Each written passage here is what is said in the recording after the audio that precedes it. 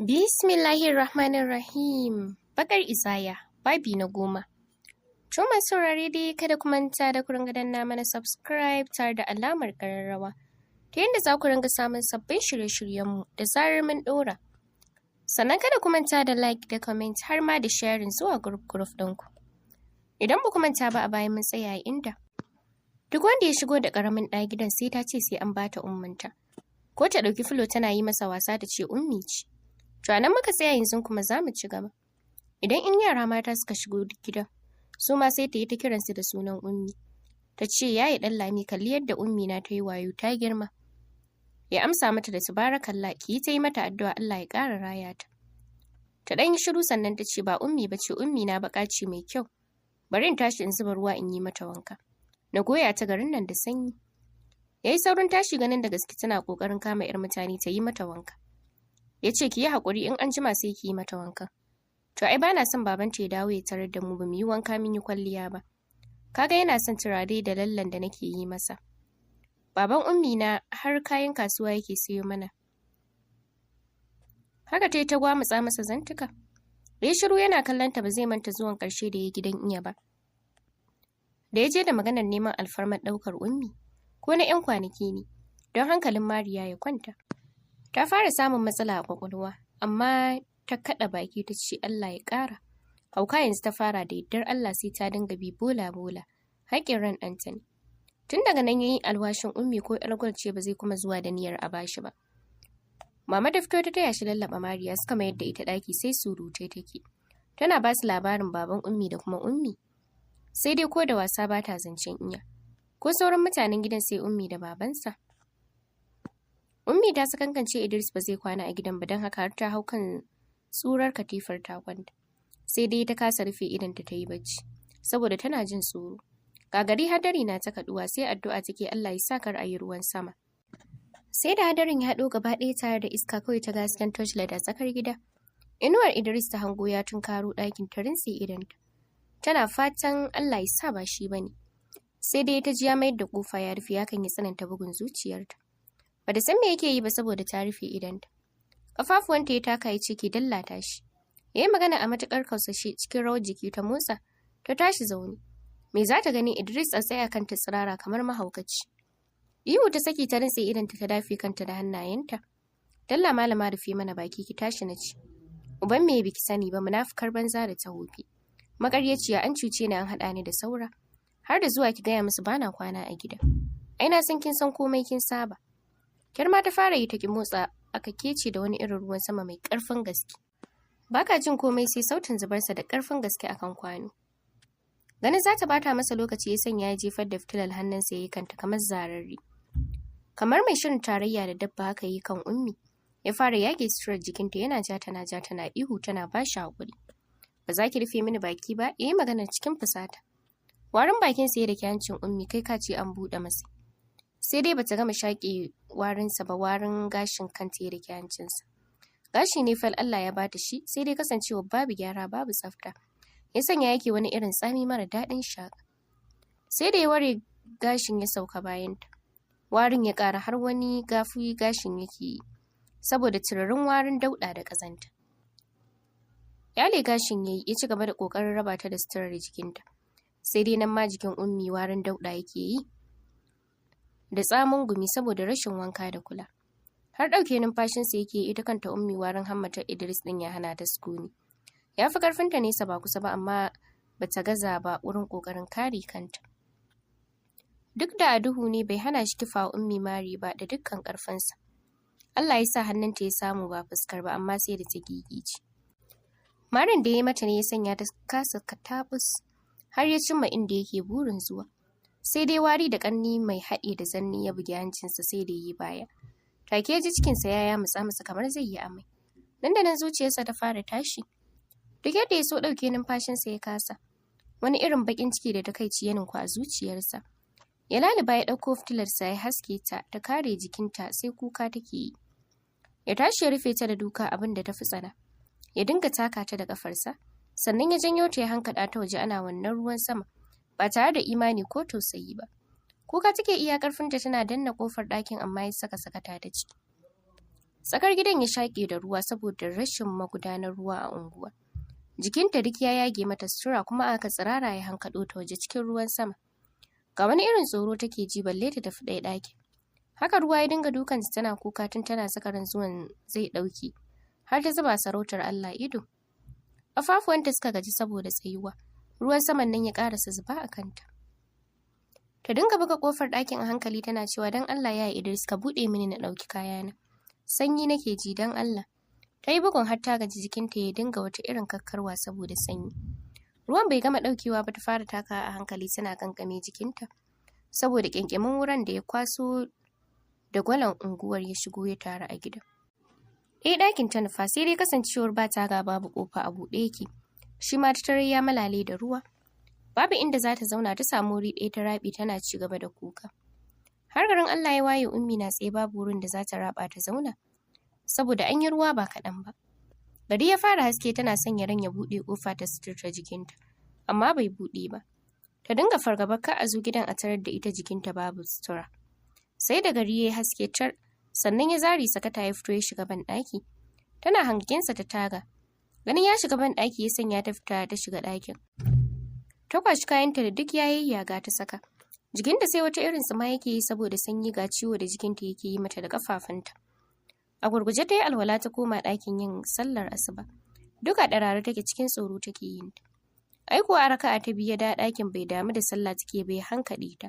Saboda wata irin tsanarta da yake ji a cikin zuciyarsa. Ta miƙe ta ci gaba da sallar ya tsaya akan ta yana kallon ta yana huci. Da ta idar da sallar ta miƙe za ta bar masa ɗakin amma ya janyo ta baya ya sake hankaɗa ta ƙasa. Wata irin ashar da ya mata sai da ta kalle shi a firgice. Ya dinga ɗura mata ashar yana cin mutuncinta da na iyayenta. Har da mahaifinta da baya raye a duniya. Har da kiranta da 'yar iska lalatacciya. Ummi dai shiru ta sunkuyar da kanta ƙasa. Ta nemi hawayen ma gaba ɗaya ta rasa. Har zai fita ya dawo ya dinga dukanta hannu da ƙafa cike da tsana da jin haushinta. Ya gama rashin mutuncinsa ya fita ta tashi a hankali ta koma gefe ta yi zuru da ido. Sai a lokacin kuma ta samu damar yin kuka jikinta sai ciwo yake yi ga yunwa tana ji. Ga shari yanzu sanyi take ji ta kwanta a wurin ta hau bacci. Sallamar da iya take kwaɗawa a tsakar gidan ne ya sanya Ummi farkawa. Ta fito da sauri ta ga iya tare da yaya. Mahaifiyarsa Idris. Murmushi Ummi ta yi ta ce iya sani da zuwa yaya ina kwana. Ai kya bari mu shigo mu zauna ko? Ta ba su hanya suka shiga ɗakin suka zauna. Yaya ta yi ƙuri tana kallon Ummi iya ta ce ke lafiya na ga kayanki a yayyage?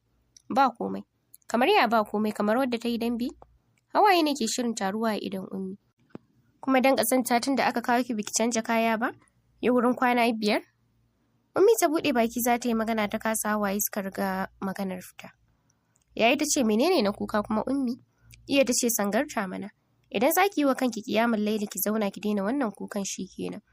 Idan ba za ki daina ba sai ki yi ta yi ga kayan nan na ɗebo miki a kayan auren da aka kai wa waccan. Abin bai yi ba. Sauran an sayar an bashi kuɗin ya yi muku cefane. Sadakin ki kuma na bayar a soya akuya a bayar da kiwo. Dan Allah iya ki mayar da ni gida bana son zaman nan. Ki kiyaye ni Ummi tun kan na ɓata miki rai. Bana son shashanci ki tashi ki yi wanka ki canja wannan kayan. Tashi Ummi dai tana kuka ta fita tsakar gida su ma fitowar su kai wai har tafiya za su yi. Ummi ta tsaya tana kallon su suka fice. Wai wata unguwar za su je to da me za ta yi wanka? Ko ruwa ba ta da shi. Ta koma ɗaki ta zazzage ledar Vivar da iya ta kawo mata. Atamfa ce kala 3 sai sabulun wanka 3. Man shafawa 1 da soson wanka. Sai kuma 'yar tsala a ƙulle a leda. Ummi ta ture kayan ta kwanta wani irin zazzafan zazzabi ya rufe ta. Saboda dukan ruwan sama. Sai da Ummi ta kwana 2 tana zazzabin nan babu abin da ya shafi Idris. Da ya dawo zai kore ta daga ɗakin bayan ya gama ci mata mutunci da zaginta. Wasu lokutan sai ya mata dukan tsiyama duka na cin mutunci. Haka take kwana a ɗaya ɗakin da babu ƙofa a ciki. Idan aka yi ruwan sama haka zai same ta a ɗakin nan. Ƙarshe ma ya watso mata kayanta daga ɗakin da katifa take. Ya ce ta koma ɗaya ɗakin. Da ya tuna karnan da ya ji tana yi da kuma yadda suka dinga lalube ta tana yarinya. Sai ya ji ya ƙara tsanarta. Idan yana ganin an bashi saura. Dama abinci ba a magana ba ta yake yi ba. Wasu lokutan ne idan yaran gidan za su zo, babar Idris ɗin kan zuba mata abinci a kwano a kawo mata. Tana kwance a ɗaki tana numfarfashi zazzaɓi da ciwon kai sun ƙi sauka. Fitsari ya dame ta tashi da ƙyar ta je ta yi. Tana shirin koma ɗakin ta ji an ce Ummi Tana waiwayawa ta ga Na'ima ai sai ta nemi ciwon ta rasa. Cikin wani irin zafin nama ta rungume Na'ima ta fashe da kuka. Ita ma Na'iman kuka take yi ta dago Ummi ta kalle ta ce, Ummi baki da lafiya ne? Na ji jikinki zafi, ta jinjina wa Na'ima kai. Inna lillahi wa inna ilaihi raji'un. Yanzu Ummi a rasa wanda za a aura miki sai wannan dan iska? Dukanki yake yi kenan? Kalli shaidar yatsu a fuskarki. Ummi dai ta yi shiru daga baya ta ce mu shiga ɗaki. Sororo Na'ima ta bi ɗakin da kallo. Ummi kar ki ce ba su yi miki kayan ɗaki ba. Suna can ɗakin. Koroni yayi nan shine yake kwana a ɗakin. Na'ima ta zauna ta yi kuka mai isarta sannan ta kalli Ummi ta ce, wai ke biki san inda mamanki take ba? Anya ma kuwa sun san halin da ake ciki? Yaya Na'ima ni fitin da aka tafi da mama ban sake ganin ta ba. Dan Allah idan kin san inda take ki kai ni na gaji. Wallahi yaya Idris duka na yake duk jiki na ciwo yake zai kashe ni. Ta rungume Ummi ta dinga rarrashin ta ce ki hakuri Ummi. Ban ma san an yi miki aure ba. Mama ce ta aika kanin mijina ya gaya mini. Allah yana sane da ke Ummi. Bari na je gida na kawo miki abubuwan da na kawo miki sai na kawo miki tabarma da labule. A kafa a ɗakin. Tabarma ki dinga kwana a kai. Ummi ta yi mata godiya ta bata abinci ta aika ƙannanta suka siyo mata magani. Aka kafa labule ta shimfiɗa tabarma. Sai ɗakin ya ɗan yi kyan gani. Yayi Na'ima dan Allah idan Allah ya yassare miki ki saya mini wando. Nawa ya ƙara lalacewa ba zai saku ba. Ummi me yasa ba za ki dinga zuwa wurin mama kina gaya mata ba? Ya za a yi kirayi da wando guda ɗaya? Abin da aƙalla a rana ana so ki canja biyu. Ummi ta yi shiru tana wasa da yatsun hannunta. Yanzu ma don takure ne ta nemi alfarman Na'ima. Dan Idris ya ƙarasa shi wanda har da inda ta kama ta ƙulle. Ta ci daɗin zuwan Na'ima ta ba ta abubuwa da yawa har da kuɗi. Sai bayan la'asar ta tafi kuma Allah ya taimake ta Idris bai dawo ba a lokacin. Duk yadda Ummi ta so ta yi wa Na'ima bayanin halin da take ciki kasawa ta yi. Ta ji abin ya yi mata girma ta faɗa. Don haka ta yi shiru da bakinta ta samu ta saya mata wanduna guda 4 har da riba. Duk inda Idris ya haɗu da abokansa suka yi masa kirarin ango da tambayar sa yaushe za su ci girkin amarya. Sai ya hau masifa yana ba su labarin halin da Ummi ke ciki. Na mummunan ciwon sanyi da yadda take bugawa. Da ƙazanta tare da ƙorafin ragowa ce aka haɗa shi da ita. Su yi ta masa dariya suna ce masa angon ɗaya. Tare da tabbatar masa idan bai yi da gaske ba sai ya kwashi ciwon. Sai dai ko sun tambaye shi dalilin fasa aurensa da Hindi sai ya ɓoye musu gaskiyar zance. Har yanzu kuma bai rabu da Hindi ba yana lallaɓa su haɗa a wani wurin na daban. Duk da tarin kashedi da mahaifinta ya yi mata akan Idris. Na'ima kuwa a ranar za ta koma gidanta suka haɗu da Magaji a hanya. Suka haɗu suka gaisa. Ta ce yayi Magaji ashe aure aka yi wa Ummi babu labari. Hashim ya ce ke dai bar Na'ima abin ne ya zo babu shiri. Ni kaina ban san da zancen ba sai ana gobe ɗaurin auren. Na'ima ta da kai ta ce amma ka yi haƙuri da abin da zan ce wallahi ku dinga gaya wa kakarku da ɗan uwanka gaskiya. Ya za a katse wa Ummi karatunta kuma a haɗa ta aure da wanda baya ƙaunarta. Dama ita ba bi ta kanta za a yi ba a ji ko tana son sa ba. Gaba ɗaya a firgice take a cikin gidan nan. Jikinta duk shaidar duka. Ya koro ta daga ɗakin da na tarar da ita ba kofa babu taga babu abin zama. Baya bata abinci wace irin rayuwa ce haka. A gidanku bata huta ba an aurar da ita ta buɗe sabon babi na ƙalubale. Sai yaushe za ta huta kenan? Me yasa iya ta tsani Ummi ne kamar ba a cikin jikokinta take ba? Hashim ya numfasa cike da damuwa da takaici ya ce, biyayyar da iyayenmu ke yi wa iya ta samo asali ne ga wasiyar mahaifinmu. Na lallai su yi mata biyayya. Bayan haka ban san dalilin da ya sanya bayan biyayya suke rufe idansu akan gaskiya ba, su kasa nuna mata hanyar da ta dace ba. Na yi iyayina akan auren nan sai dai sun fi ƙarfina. Ni da ma ba wani shiri muke yi ba saboda ba ni da kuɗi. Idris kuma sunan mahaifinta ne da shi. Biyayyar Ummi kuma dama ba ta son mahaifiyar Ummi. Saboda kawun Magaji yana matuƙar santa. Har wasu lokutan baya iya ɓoye san da yake mata. Bugu da ƙari baban Ummi ba shi da komai bai mace ya bar komai ba. Duk da haka dai ban san dalilin da ya sanya ta tsananta biyayyar Ummi haka ba. Zan ci gaba da yi wa Idris nasiha duk da ba jin shawara yake yi ba. Zan kuma biya ta gidan yanzu in ga halin da take ciki. Jiki a sanye Na'ima ta ce ya kamata kam. Ummi na buƙatar kulawa da ja a jiki. Har ga Allah ina jin tausayinta sosai da sosai. Dan Allah ya yi Magaji ka dinga zagaya ta. Kar ki dami insha Allah ba zai gagara ba. Ina godiya sosai da gudunmawar da ke ba wa Ummi. Ba komai ya yi Magaji, Ummi kanwata ce. Ba zan manta karancin iyayenta a gare ni ba, da yadda suke girmama iyayena ba. Haka ne ki gaida gida da mai gidan. Suka yi sallama kowa ya tafi. Kasa wucewa gida Magaji ya wuce gidan Idris da bai taɓa zuwa ba. Sallama ya tsaya a waje Ummi ta leko tana ganin sa ta yi murmushi ta ce, "La yayi Magaji shigo? Baka zo ba sai yau."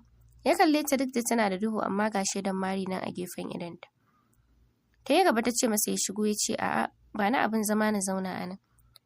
Ta shiga ta ɗauko masa tabarma ta shimfiɗa masa ta ce, "Yaya Na'ima ta zo fa?" Ya ce, "Haba, wallahi duk ta sai mini kayayyaki ta bani. Ita ta bani tabarman nan ma. Masha Allah, Allah ya saka mata da alkhairi." Ta ce, "Amin." Idan dube ta ya ce, "Ummi babu wata matsala komai lafiya kalau?" Ta jinjina masa kai ta ce, "Eh. Na san ko baki fida ba akwai matsala Ummi, amma dan Allah ki kwantar da hankalinki. Komai zai wuce insha Allah." "Yaushe zai wuce yaya? Gobe ko jibi?" Ta yi maganar idanuwanta na tara hawaye. Lokaci ne Ummi zai zama tarihi. Tuni idanuwanta suka fara zubar da hawaye. Ki dake Ummi, ki karfafi zuciyarki. Na san ki a cikin matsala kike, ki yi hakuri Ummi. Ki share hawayenki zai zama murmushi wataran. Goge hawaye take sai dai tana gogewa wasu suna zubowa. Idris ne ya bankaɗo babu ko sallama yadda Ummi ta zabar kawai ya isa ya baka tausayi. Ko kallon su bai shi ga buɗe ɗakin da yake kwana ya shiga. Hashim ya tashi ya bi bayansa Ummi ta karkaɗe tabarmar ta ɗauko tsintsiyar da Na'ima ta bata. Ta yi shara. Hayaniyar Hashim ta dinga ji da Idris. Hashim yana ce masa ka ji tsoron Allah wallahi. Idan ka ci gaba da biye wa iya wallahi Allah ba zai bar ku ba. Kuna ta azabtar da marainiyar Allah ba gaira babu dalili. An azabtar da ita din ni na ce a aura mini ita? Ko na ce ina son ta ne kai me hana a aura maka ita? An bani saura ƙazama mummuna wallahi ba zan zauna da ita ba. Sai ta gudu da kafarta. Amma ita ma ba cewa tana son ka ba, haɗin iyaye ne. Ita ta yi haƙuri, kai me zai sa ba za ka yi haƙuri ba? Idris ya ce ba zan yi haƙurin ba, ka fita daga harkata. Ko kai ma na karta maka rashin mutunci. Haka suka yi baran-baran Hashim ya fito, Ummi tana ce masa ya gaida gida. Kai kawai ya jinjina mata ya tafi. Yana fita Idris ya duran mata da duka da zagi da cin mutunci kamar yadda ya saba. Yana ikirarin ƙararsa ta kai wurin Magaji. Makwabciyarsa da ta kasance dattijuwa yau ta kasa jure ihun Ummi ta shigo ka mata ɗauki. Ta dinga ba shi haƙuri amma Mursisi ya ce ta fita ta bar masa gida. Ganin Idris bai yi kalar mutunci bai sanya ta fita ta bar gidan tana tausaya wa Ummi. Tun daga ranar ya ƙara tsananta azabtarwar da yake yi mata. Gashi ya tula mata wankin sai ya ce ta yi masa. Idan ta yi bai fita ba ya kama ta ya zane ta. Banda zagi da cin mutunci. Abinci kuwa ko tumatir bai taɓa kawowa ba. Sai dai ta aika wa iya wata ran ta bata, wata ran ta ce bata da shi. Ƙarshe sai da iya ta yi ta mata faɗa. Wai ba za ta iya rufa Idris asiri ba. Ta san dai ba wata cikakkiyar sana'a ce da shi ba ranar da ya kawo su ci. Idan ba shi da shi ta dinga haƙuri. Dattijuwar matan nan ta fuskanci halin da Ummi take ciki. Ta ɗauki ragamar ciyar da ita. Idan ta ce wa Ummi ta gudu ta je gida ta kai ƙara abin da yake yi mata, sai Ummi ta ce ko ta je dawo da ita za a yi. Da ya kalli Ummi ya tuna a halin da ya same ta, sai ya ƙara ƙaimin wurin cutar da ita haɗi da zaluntar ta. Idan aka zo ana sallama da shi abokansa, sai ta jiyo suna kiransa da angon ɗuɗaɗɗa. Bata kawo komai a ranta ba sai ranar da ta jiyo suna tambayar sa ina amaryarsa ɗuɗaɗɗiya. Ya ce musu kar su sake haɗa shi da wannan jakai yarinyar. Duk da ƙarancin shekarun Ummi a lokacin ta fuskanci asiri ya tona mata a wurin abokansa. Hakan ya sanya ta yin kuka har kanta ya ciwo. Haka a wannan bakar azabar ta yi wata guda cir a gidansa. Tun tana tsoron sa har ta fara dakewa da duk abin da zai yi mata ya yi mata. Yau ta tashi da wani irin zazzafan zazzaɓi mai zafin gaske. Wanda baya rasa nasaba da dukan ruwa da kuma azababban sauran da yake cizanta a wannan ɗaki. Ga gudawa da take zubawa babu gaggauta jikinta duk yayi wik. Banka da labulen ya yi tar da ita kwance. Ya watsa mata kayansa ya ce ta wanke masa. Shiru ta yi bata motsa ba ya daka mata tsawa ta ce yayi bani da lafiya. Ina ruwa na dalla fito. Ta janyo jikinta ta kwaso kayan ta fito. Ya fita sayan omo ta kwanta akan kayan tana jin ɗumin ranar da ke ratsa ta. Wanda hakan ya sa zazzabin ƙara rufe ta. Azabar zafin dukan da ya mata da kafar sai sa ta tashi da sauri tana rarrake hannunta. Bacci na ce ki? Shiru tai tana sunkuyar da kai. Wani irin yawu ya haɗe yana ƙarewa Ummi kallo duk baƙin fatan nan tata. Fatar ta tana da ɗaukar ido. A wurin yayi yunƙurin sake afka mata sai dai bata sauya zani ba. Duk da ta samu sassauci na ciwon saboda yanzu sau biyu take sauya wando a rana. Kamar yadda Na'ima ta gaya mata. Amma duk da haka tana wannan ƙarnin mara daɗi. Duk da jikinta baya wari yanzu saboda ta samu sabulun wanka. Zura masa ido kawai ta yi saboda a galabaice take da ciwo. Wata mummunar ashar ya yi mata yana zubar da yawo. Ya dago ta ya dinga kifa mata mari. Kukan ma baya iya fita saboda azaba da masifar Idris da yake abu kamar dabba, ba ɗan adam ba. Ya dinga tsine mata albarka da ita da iyayenta, don har iya sai da ya zaga. Ƙarshe ma ya dinkara mata saki a wurin. Ƙafarta ko takalmi babu ta gyara suturar jikinta da fice daga gidan a haka. Haka ta tafi gidan hannunta ɗaya kamar ba a jikinta yake ba saboda taka ta da ya a hannun. Iya da ke iza wuta ta miƙe tana faɗin ke lafiya. Kan Ummi ta yi magana jiri ya ɗebe ta faɗi ƙasa. Da sauri iya ta ƙarasa kanta ta ce ke menene wai? Iya zan mutu ya Idris zai kashe ni. Don Allah karki mayar da ni ya sake ni. Ta yi magana cikin gunjin kuka. Ta daba jikin Ummi ta ji zafi ga fuskar ta shaidar yatsun Idris kwance a fuskar. Har idonta ya yi taruwar jini. Lallaɓa ki tashi ki shiga ɗaki ki zauna. Daga yin aure ba a kashe shi ba, bari dai ya zo mu ji me kika yi masa. Iya ta tashi ta fita. Kuka Ummi ta dinga yi tana jin dama ta mutu ta huta. Idan aka mayar da ita gidan Idris ta san dai sai ya kashe ta. Da ƙyar Hashim ya nemo Idris aka nemo babansu domin jin menene yake faruwa. Sai dai daga mugun kallon da yake yi Ummi ka san babu Allah a ransa. Babu zato babu tsammani sai ga kawu Yahaya ya dira a gidan kuma bai tsaya ko ina ba sai sashin iya. Sai dai babu walwala ko fara'a a tare da shi. To masu saurare za mu dakata a nan sai mun ƙara haɗuwa da ku a cikin shiri na gaba domin jin yadda za ta kasance.